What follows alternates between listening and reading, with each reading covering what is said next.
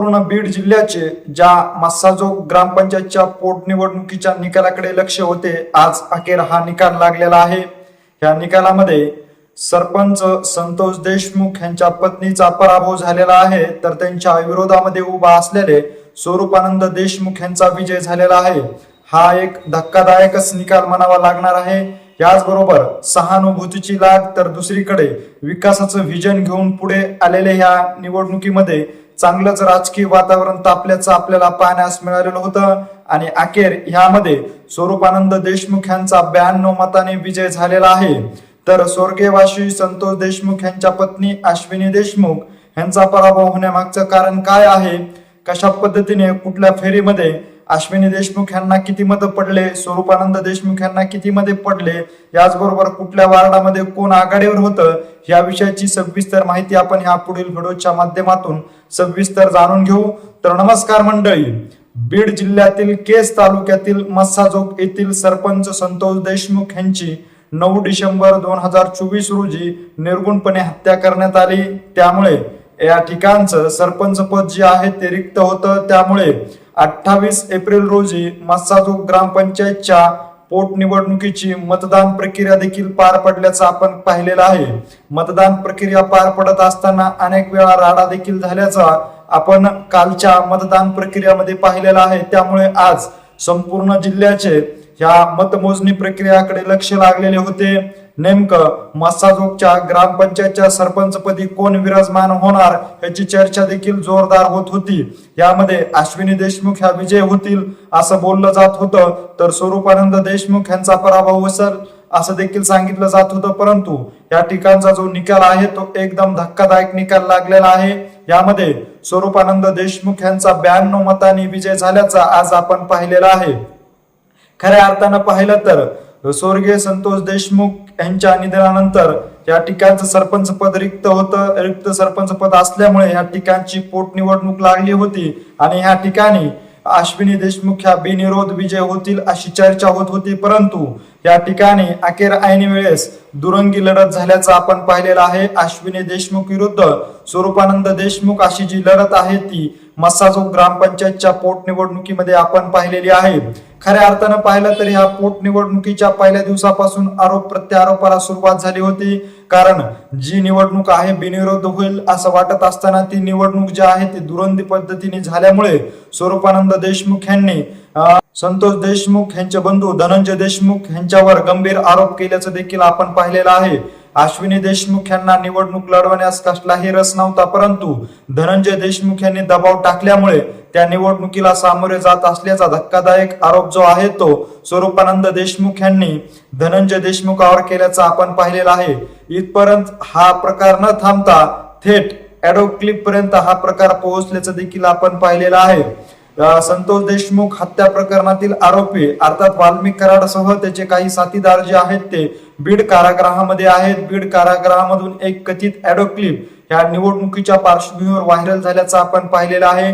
या audio clip मध्ये वाल्मिक कराड यांना बदनाम करण्यासाठी त्यांच्या विरोधातील ऑडिओ क्लिप पहिल्या दिवशी व्हायरल करण्यात आली, तर दुसऱ्या दिवशी ज्या कैद्यांकडून हे ऑडिओ क्लिप व्हायरल करण्यात आली होती त्याच कैद्याकडून दुसरी एक ऑडिओ क्लिप समोर आणण्यात आली आणि ह्या ऑडिओ क्लिप मध्ये थेट कैदी अझर फटाण यांनी मस्साजोगच्या ग्रामपंचायतच्या पार्श्वभूमीवरच वाल्मिक कराड यांना बदनाम करण्यासाठी धनंजय देशमुख यांचे साडू दादा खिंडकर यांच्या सांगण्यावरून, यांच्या दबावावरून ही ऑडिओ क्लिप जी आहे ती तयार करण्यात आल्याचा गंभीर आरोप जो आहे तो सांगण्यात आला होता।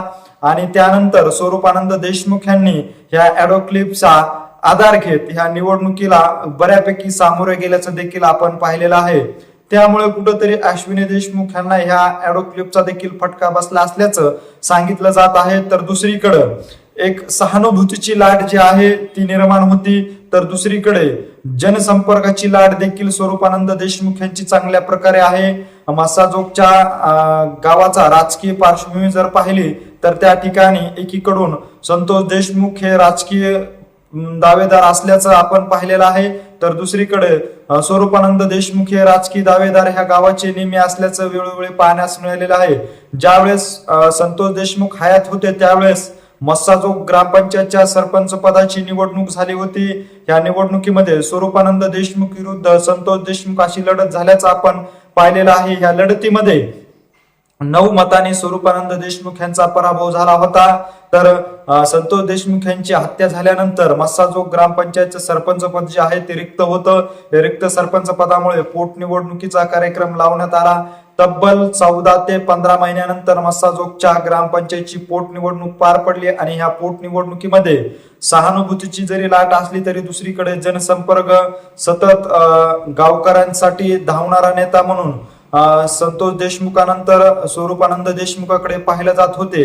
जर अश्विनी देशमुख यांना आपण जर निवडून दिलं तर अश्विनी देशमुख यांच्या मार्फत ज्या अडीअडचणी आहेत, ज्या ग्राउंड लेवलच्या समस्या आहेत त्या सोडवण्यासाठी त्या ह्यामध्ये यशस्वी होतील का असा देखील कुठेतरी संशय ग्रामस्थांच्या मनामध्ये निर्माण झाल्यामुळे ग्रामस्थांनी स्वरूपानंद देशमुख यांना पसंती दिली असल्याचे देखील बोललं जात आहे।